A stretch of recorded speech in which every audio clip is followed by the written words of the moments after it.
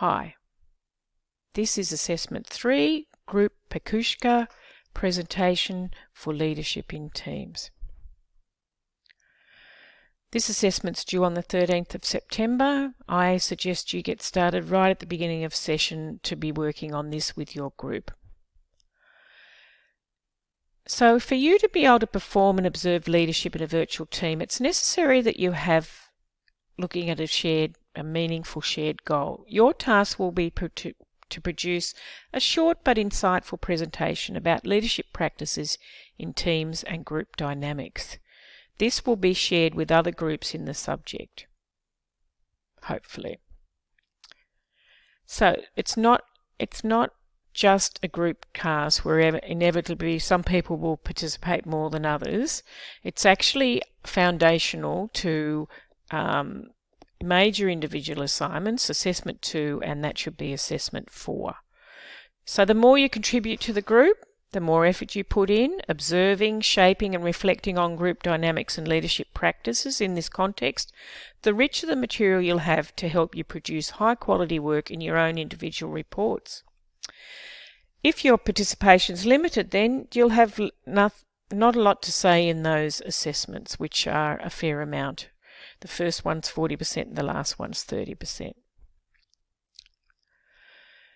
So what your task is to produce a short but insightful presentation about your collective insights about leadership in teams in a particular context. It may appear simple, but the final product is a reflection of considerable amount of work about your experiences in your team. Okay? It's going to be prepared as a modified Pakushka format, only 7 minutes and 13 slides. Normally it's 20 minutes, 20 slides. The presentations will be submitted by a Dropbox link, so get one of the team to email me and I'll send you the link to that Dropbox. So technical details and a step-by-step guide follow, and they're in the task outline as well. But your ultimate goal is to produce the PK, but there are a range of preparatory tasks that you need to complete. So,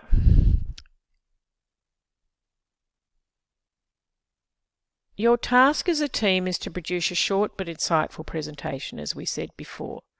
The theme of your presentation will be what contemporary lessons about leadership and teams can be learned from a comprehensive study of the movie 12 Angry Men. And it's a very old movie. It was produced in the late 50s, long before most of you were born.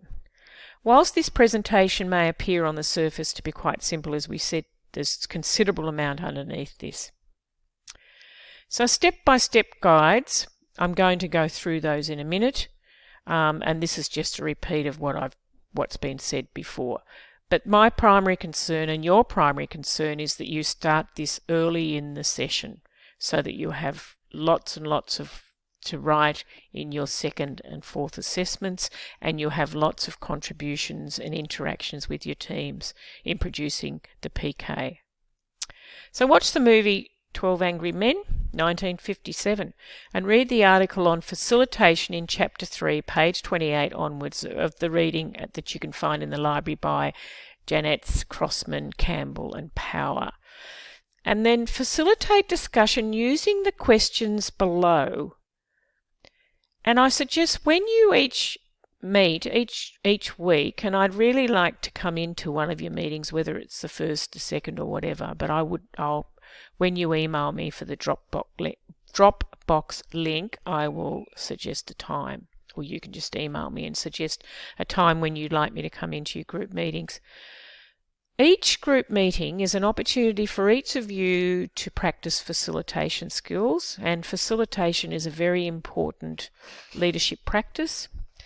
And it's also an opportunity for some people to set the agenda, others to take notes, whatever. Mix it up, share it around. Look at your 4 different profiles from what you do with your assessment. Look at those, the ones that you've looked at. You might be a driver, you might be a guardian. Look at those and see if you can do something that's outside of your comfort zone as well.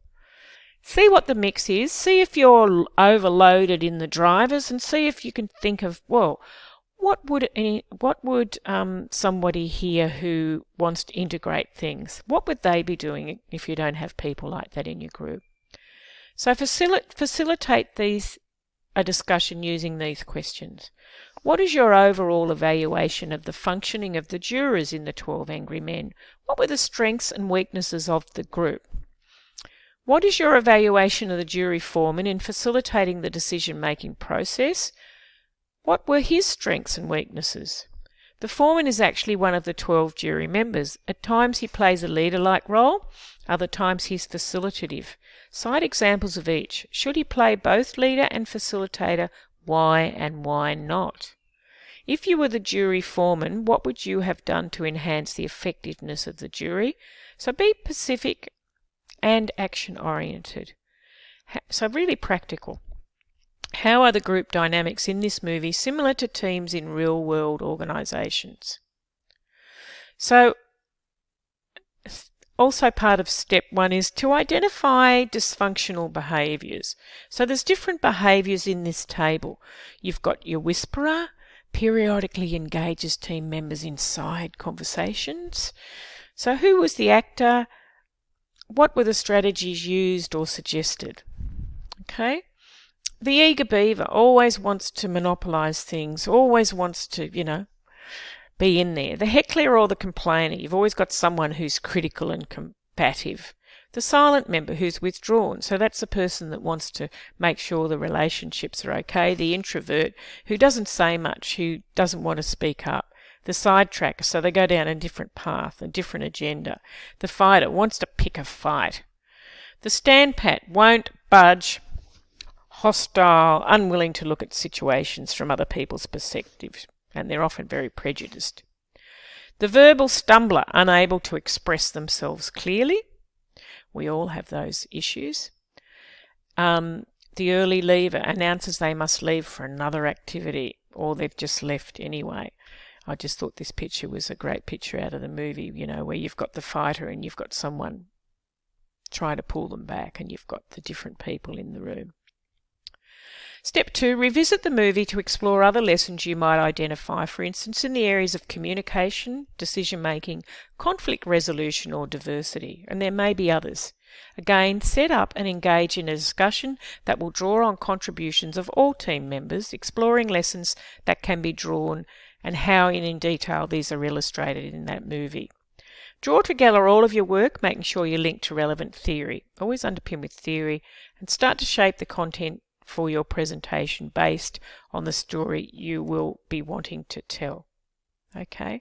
Now I understand that sometimes when you're producing things like this, it's hard to put a lot of theory in. So I'm not looking for gobs of theory, but I'm looking for relevant theory to underpin what you're talking about. Then plan and produce your presentation. As I said before, the Dropbox. But if people have a better method of mutually sharing with me that you need to... why we're using Dropbox is when you produce such a big slide set, you can't email it to me, and it's very hard to upload it into Easts as well. So that's why we were doing the Dropbox method. So the PowerPoint presentation is communicated in an engaging yet scholarly style, contemporary lessons about leadership and teams that you argue can be learned from a comprehensive study of this movie. We'll go on to the presentation. You can design the presentation to engage your audience and communicate the story the way you want to tell it and provide your own unique perspective. And a couple of years I had the pleasure of marking these, and they were very diverse and very different. You should, however, address the following areas when preparing your presentation. Introduction to set the scene, a range of leadership and team issues highlighted, commentary that reflects an understanding or relevant theory that underpins the concepts and issues you are talking about, commentary that reflects intensive engagement with the movie, discussion of lessons that you can take forward into your own leadership practice and work in teams. So that's as a collective. You look at those insights, collectively, what are those lessons? Presentation offers chances for multiple voices within the presentation and a diversity of opinion. it's an expectation that all members of the team will contribute to this production. So we've all suffered from death by PowerPoint, and in this slide set you are as well. So the format for this presentation will be a bit different. You'll be asked to do a modified Pakushka, which means Japanese. They're often held in bars or other social ventures with the aim of being as much to inspire as to inform. So they're quick. You can read about them in more detail at these sites. You can search online and find other sites. So there's lots of resources out there. Just be aware that your format, number of slides and timing of each is different to the standard. Okay? So the format is 13 slides, each of 30 seconds duration. It is important to stick to the specified number of slides and the 30-second only duration. Please don't try and average it across multiple slides. So really stick to the 30 seconds for each slide. Please take care with your preparations, as I don't want to have to send presentations back to you to be modified to meet the specifications. That's valid. So to be clear, this is different from a standard PK. You have fewer slides and longer duration for each. You can include a 14th slide with any referencing details you need to include. You do not present live, so you will need to do a voiceover. So do a voiceover. I'd love you to present live. The only thing is just the timing for all of us is always difficult. So produce a voice over the PowerPoint. There's a microphone in your computer. That's fine. You can just use that. You don't need special equipment. And most of you will know how to do a voice over PowerPoint. And those that don't, you'll learn from others. Set to automatically advance for a continuous presentation of each 30-second slide. You will need to be very selective in what you report on given the timing constraints. So this is going to test you as well. So think carefully about what you think is most important to share, and do this in a very succinct way, and do this in a very collaborative way within your team members, because some of you will think that some things are more important than others. Marking criteria. We always go back to the marking criteria. So there's 3 criteria for this. Look at the marking criteria in detail. So the identification and presentation of a range of collective leadership and team issues is the first one. Reflection on experiences in the team and application to own practice. And then the material, the presentation, how well that is presented, how succinct that is, etc., and how you follow the structure.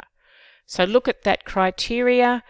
When I marked them 2 years ago, I think most of them got distinctions or above because they were so well, incredibly put together. And I'm really looking forward to looking at all of your groups this time as well. There's 6 groups, and it's a real pleasure to be able to look at them and to mark them, I can tell you. But I will be using this rubric as well. Okay, so have a good look at it. So if you have any questions about this assessment, post general questions to the assessment discussion forum, because then I can respond to you in the interest of everyone. Everyone benefits. You can email me as well. As I said before, email me with who's going to be the contact person. Email me with any questions. You can phone me. My consultation hours are from 10 till 12 on Mondays and 3 till 5 on Thursdays, except for the last Thursday in July and the first Thursday in August. So good luck to all of you, and I'm really looking forward to meeting you in your project groups and connecting with you all. Cheers.